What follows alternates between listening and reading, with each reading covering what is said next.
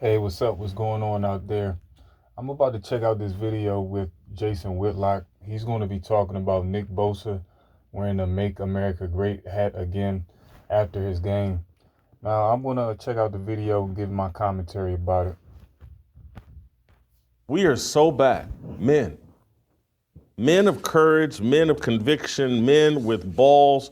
We're back. And Nick Bosa, the defensive end for the San Francisco 49ers, I'm stressing the San Francisco 49ers, they beat up the Cowboys last night. And Nick Bosa comes on the post-game set and flashes his MAGA hat. Holy cow.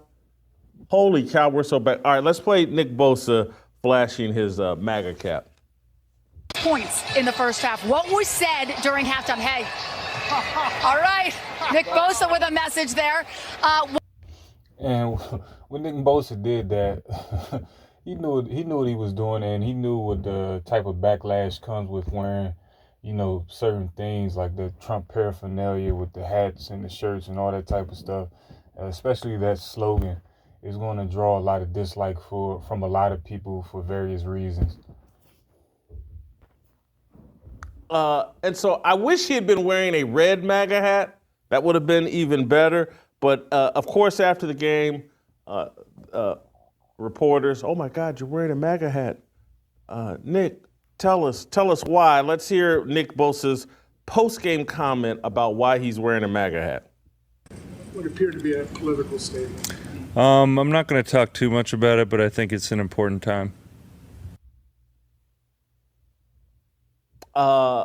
That's all he had to say about it. And that's all that needed to be said. The hat says it all. And he's exactly right. We're in an important time, and it's a time where men need to come out of the closet and stand 10 toes down on what they believe and what they stand for. And that's what I think we're seeing in the sports world. There was a kid, the kicker for Texas Tech. They run some kind of fake field goal. He scores a touchdown. He pulls up his shirt and flashes his Trump T-shirt, his homemade Trump T-shirt. We're back, man. Men are dropping. I'm sorry, some of you get upset when I talk locker room talk, but men are dropping their balls. They're letting them hang. And we've needed this. My entire message all last year was about, hey, man, quit apologizing.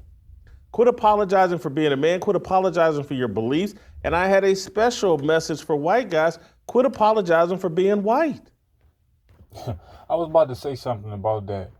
Honestly, a lot of these so-called white people, white males in this country, feel disenfranchised. Like it's various groups of so-called white men who have been in control of this country for and in control of the world for, I would say, maybe the mid to late 1800s, maybe. So they're feeling that power slip away, and all these other ethnic groups are starting to come into power, like the Chinese and North Koreans, and even other ethnic groups like the Russians that have certain ideologies that some in the West don't believe in. So I think it's really and it might sound kind of silly, but it's the truth. Like a lot of these problems are coming because the so-called white men in this country, didn't rein it back in and didn't control the country how they saw fit.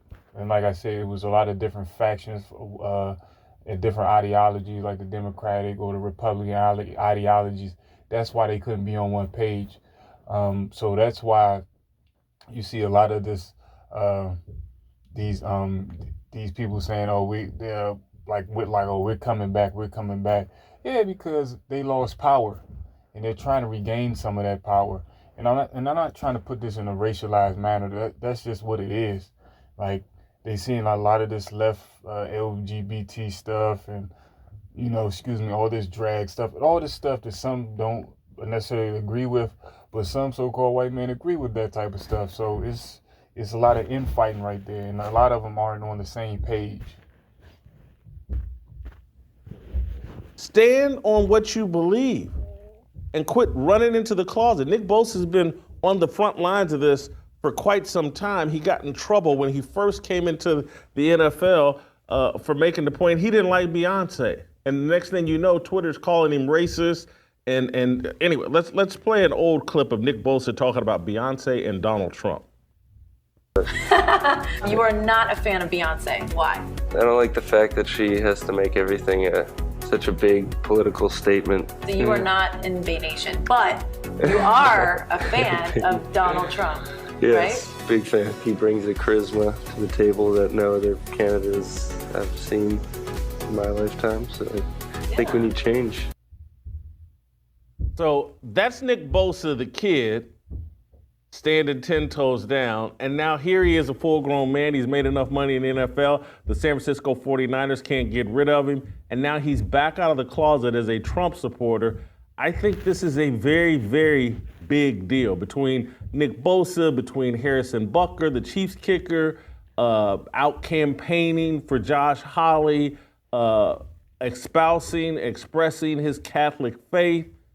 Men are coming back and standing on what they believe. We've seen it from a lot of black men standing on Donald Trump and acknowledging that they're voting for Donald Trump and they're supporting Donald Trump.